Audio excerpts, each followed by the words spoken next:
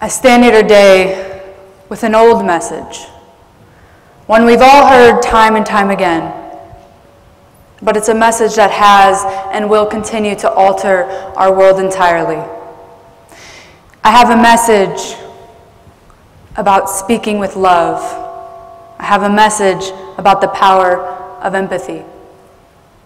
My name is Rane. I am transgender. I identify as non-binary, not exclusively a man or a woman. I use they, them pronouns, and I don't fit in.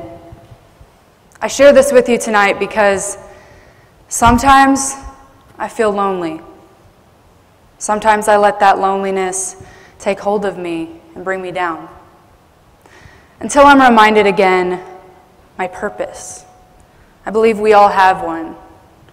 Even as a young child, I think I always subconsciously understood my purpose.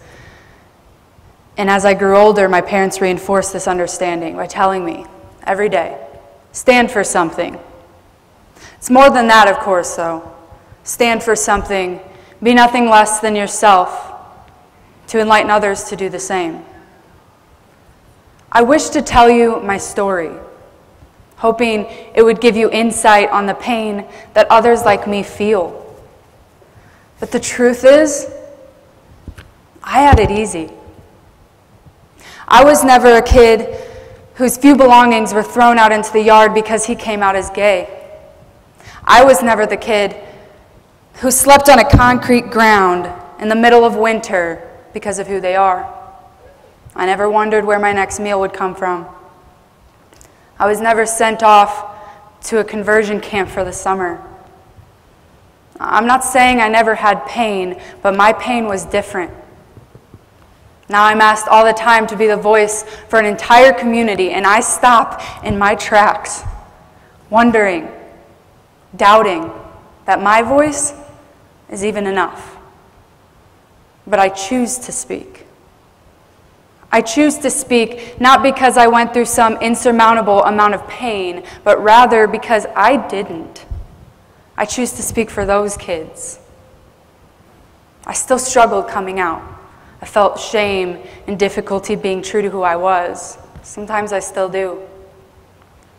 Once I came out, though, although it took time, I was embraced by a remarkable amount of support and love. And yet my journey still seeps with pain.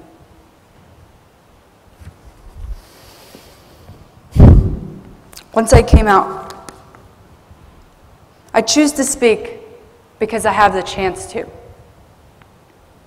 I choose to speak because my pain was hard, but I'm still standing. I choose to speak for those who can't, for those who've been shut out, for you. I choose to speak what others have already said, to remind us again how it goes. You see, I stand in this moment on this red circle because love has brought me here. And you can't ignore love. So I choose to speak with hope that will inspire even just one person to choose love above hate, above ignorance, above intolerance. The most remarkable part of being human is the intricacy of our languages. Now, I may be a little biased here because I did study communication in my undergrad, but think about it. There's nearly 7,000 known living languages. We live to connect. We live to express. Communication makes up our entire existence, and language is the primary tool that we use to make meaning of each other. I read once in a textbook called Real World Ethics, written by Robert J. Nash. Once you acknowledge your moral duty to speak up, even if your ideas are half-formed or even half-baked, do not be afraid of appearing less than brilliant in your discourse. My favorite part of that sentence is, once you acknowledge your moral duty to speak up, it is our moral obligation to speak up. Use your voice to enact positive change. Speak up for those who haven't found their voice yet. And no, that doesn't mean you have to be great at public speaking or stand up on this red dot. It means that your words and your actions have impact no matter what situation you're in. One of my favorite quotes goes like this: "Watch your thoughts, they become your words. Watch your words, they become your actions. Watch your actions, they become your habits. Watch your habits, they become your character. And watch your character as it becomes your destiny." You see, I mentioned earlier, because of my position, my abilities, my experience, I'm asked to be the voice for an entire community. The truth is, I'm only an expert at my own story. So are you. But that doesn't make it any less important. In fact, just the opposite. The only way we can understand each other is if we are willing to open up to each other, share and listen to our stories. Each and every one of us bring a unique center of reference to this world. Each and every one of us carry a different set of experiences and baggage. There's only one you. And of course, we might share similar themes throughout the chapters of our lives, but no book is the same. So speak up and tell the world your story. Although I implore you to speak up, we must not speak over. A quote by Benjamin Disraeli says, "The greatest good you can for another is not to share your riches, but reveal them their own." Speaking with empathy means listening with empathy and helping others find their own voice. Empathy is the powerful ability to understand perspectives other than your own. Speaking with empathy is understanding the power that your words may have on someone. One of the most deceitful statements I can remember learning when I was growing up was, "Sticks and stones may break your bones, but words can never hurt you." Sticks and stones may break my bones, but words can never hurt me. I don't know about you, but besides the occasional scrape on my knee from falling down on rocks, words have done much more damage in my life than sticks or stones. It's been painful. The words people have said to me, the words people haven't said to me. You see, the power to change the world is right underneath our tongues. And we have a choice. We can use that power constructively with words of encouragement, empathy, and love, or destructively with words of despair and hate. An American clergyman said, "Words have the energy and the power with the ability to help, to heal, to hinder, to hurt, to harm, to humiliate, and to humble." We all walk around with pain, sorrows, joys, dreams, strengths and weaknesses, memories, good and bad, and all different from person to person. Remember that next time you're quick to judge one's behavior. I want to share a story with you guys tonight. But to preface, this isn't the only heartache I've ever had in my life, but it is my very first heartbreak, which we all hopefully have experienced.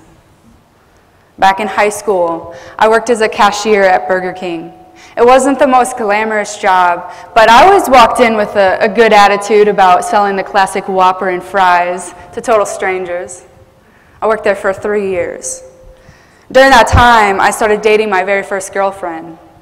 I wasn't out yet, and I kept our relationship a secret from a lot of people for a long time. So as I'm pulling into the parking lot to go into work, my phone starts blowing up. People telling me that my first girlfriend, who at the time was my entire world, had actually been cheating on me since day one that we started dating. Looking back now, I should have laughed, forgot about it, because eventually she'd just be some random girl in my story, right? But moments before I was walking in to greet customers, I was devastated and distraught. I couldn't talk to anyone because it was a secret. I couldn't cry it out because I was at work. I couldn't process this life-altering moment that I was going through. I can remember how difficult it was to focus on orders, and customers were losing patience with me.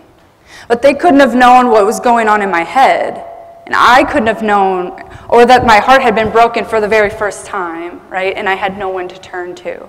And I couldn't have known that they were also carrying a different pain in that same moment. It took one customer, a total stranger, somebody I would never cross paths with again, to remind me that I was going to be okay. I imagine they could sense that I was distracted and upset. And after I messed up their order, they looked at me in the eye and they said, "Honey, I don't know what's going on in your life, but you're strong enough to get through it." Words have impact. The point of this silly, broken-hearted story is that it's true. We all walk around with masks on, hiding the pain and suffering that we're feeling. Which is why we must remember the power of our words and our actions to make each other's pain not feel so lonely or lost. It's a matter of time. A matter of time that we lift each other up with the power of encouragement and empathy. It's a matter of time that we realize words are one of the most powerful forces of humanity. I don't know what's going on in your life, but you're strong enough to get through it. Find your voice. Help others find their voice. And I want to leave you with this. Words from Mother Teresa. "I alone cannot change the world, but I can cast a stone across the waters to create many ripples." Thank you.